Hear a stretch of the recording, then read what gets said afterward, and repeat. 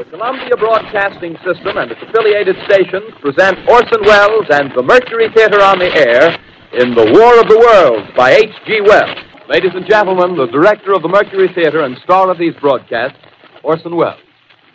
We know now that in the early years of the 20th century, this world was being watched closely by intelligences greater than man's. Alors ça, c'est la voix de Orson Welles. Quelle voix, mais incroyable. Absolument incroyable.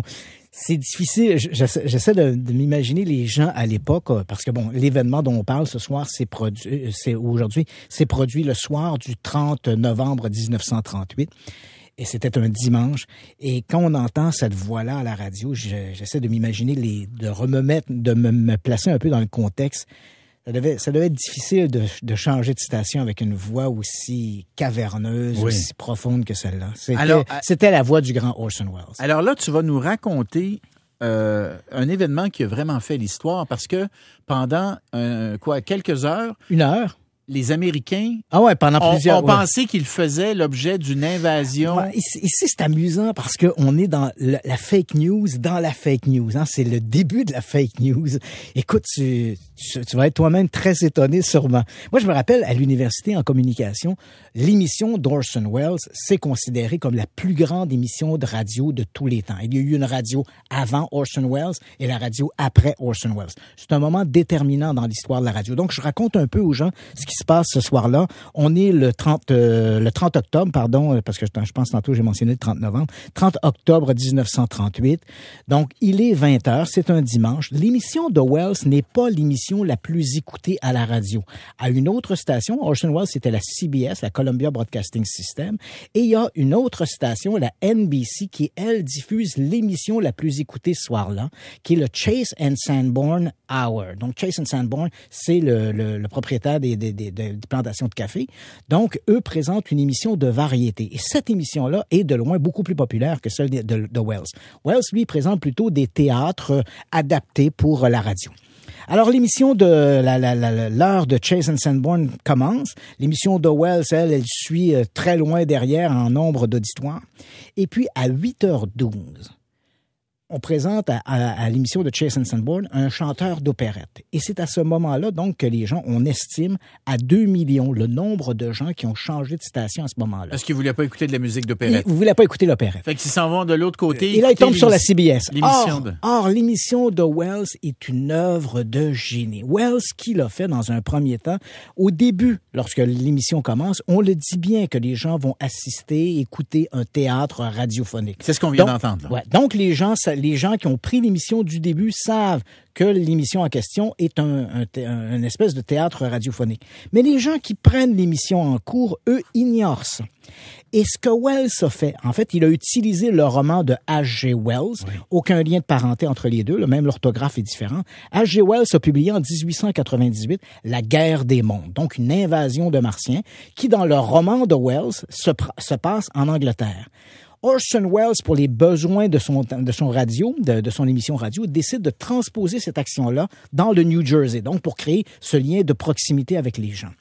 Et là où est son histoire de génie, parce que déjà dans le roman, il y avait une trame narrative. Hein? C'est l'auteur qui écrit le roman, qui raconte l'invasion des Martiens. Donc c'était un truc qui se présentait bien pour Welles. Donc il récupère la narration.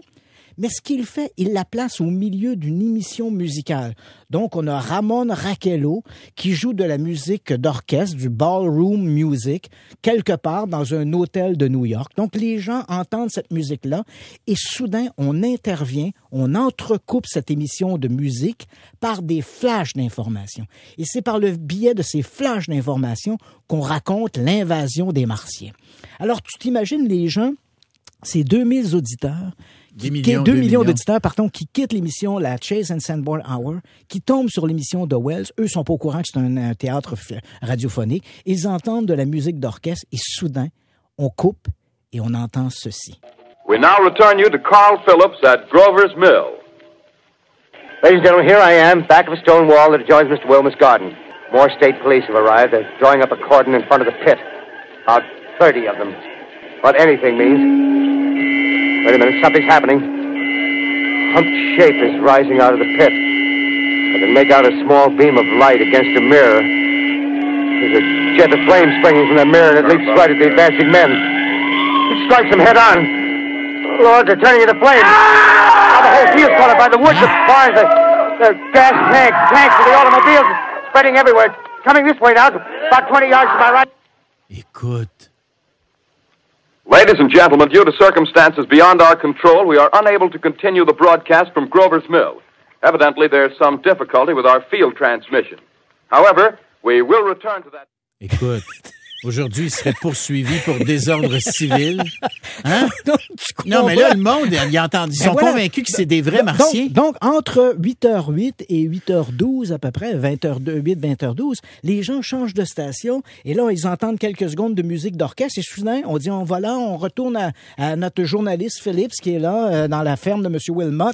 Et là, les gens écoutent ça et là, ils entendent ces trucs-là. C'est épouvantable. Et là, ce qu'il décrit, l'homme, là... Il décrit qu'il y a une machine qui est tombée dans le champ. Là, il dit, les policiers arrivent, ils entourent la machine. Voilà, il y a quelque chose qui sort de ce cratère. Et là, un rayon de feu, mais assassinement, est envoyé vers les gens brûlent. Et là, on voit tout le dramatique qui est autour de ça. Non seulement cette façon d'utiliser le flash d'information a été ce qui a caractérisé l'émission de Wells, mais Wells a poussé son génie encore plus loin. Quand il a décidé de monter cette émission, il s'est dit, il faut que ce soit crédible, notre histoire de Martiens. Alors, 1 an et demi plus tôt, je te rappelle, on est en mai 1937, c'est la guerre se prépare. Il faut dire aussi qu'il y a un contexte. L'arrivée d'Hitler. Hitler a commencé à armer la Rhénanie, qui est la frontière entre la France. Donc, il y a ça dans l'air, la peur d'une éventuelle guerre. Oui. Et voilà qu'en 1937, les Allemands, dans une grande campagne de propagande, ont fait des vols transatlantiques à bord d'un dirigeable Lindenburg. Oui. Et en mai 1937, alors que Lindenburg se prépare à accoster à Lakehurst aux États-Unis, en fait à s'arrimer à son mât, il y a un éclair qui apparaît à l'arrière de Lindenburg et Lindenburg tombe en flammes.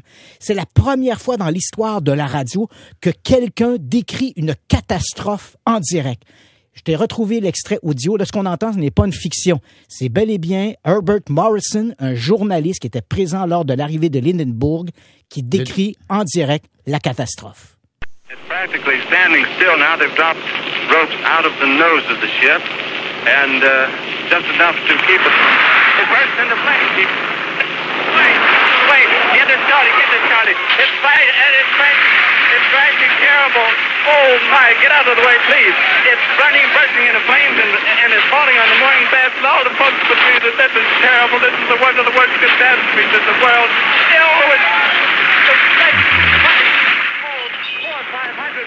the sky.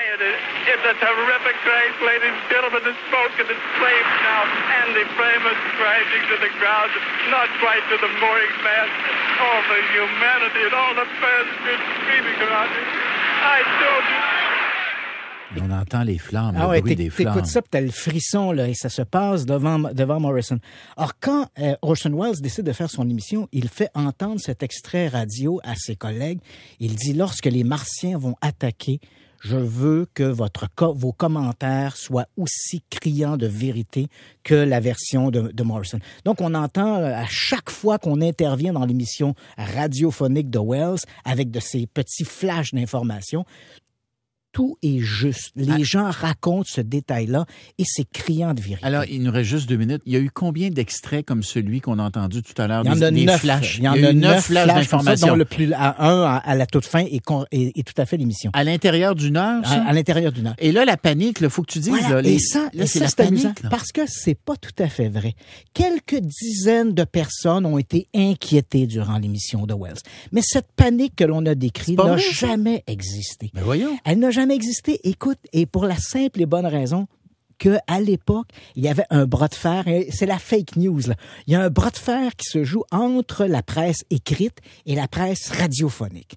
Et là, la presse écrite décide d'avoir dans le collimateur Orson Welles. La presse écrite va faire une job de bras à Wells? À Wells. En prétendant que ça a provoqué la panique? Voilà, exactement. On se partage une assiette publicitaire. Donc, le soir même, le New York Times publie quelques dizaines de personnes inquiétées par l'émission de Wells. Le lendemain, le New Yorker dit des milliers de personnes ont été troublées par l'émission de Wells. Et le lendemain soir, le Washington Post dit des centaines de milliers de gens ont été paniqués par l'émission de Wells. L'idée de la presse écrite était de dire, regardez la radio, ils font n'importe quoi, ils mélangent divertissement avec de la nouvelle. Ne les écoutez plus. Ne les écoutez plus. Lisez-nous plutôt. Lisez-nous. Et on va faire plus d'argent avec les publicitaires. On vérifie, nos informations. On n'est pas comme Orson Welles. Donc, tu vois, on a voulu diaboliser l'émission de Wells et c'est devenu aujourd'hui une espèce de légende urbaine que cette panique de l'émission. Je suis content que tu me l'apprennes parce que j'étais convaincu qu'il y avait eu réelle panique. Christian Page, merci. Ça me fait plaisir, Bernard. C'est super. On a eu une belle semaine. Merci à Larry Dufresne. Merci à Alexandra Marcoux, Maryse Duchesneau également. Bonne fin de semaine, tout le monde. À lundi.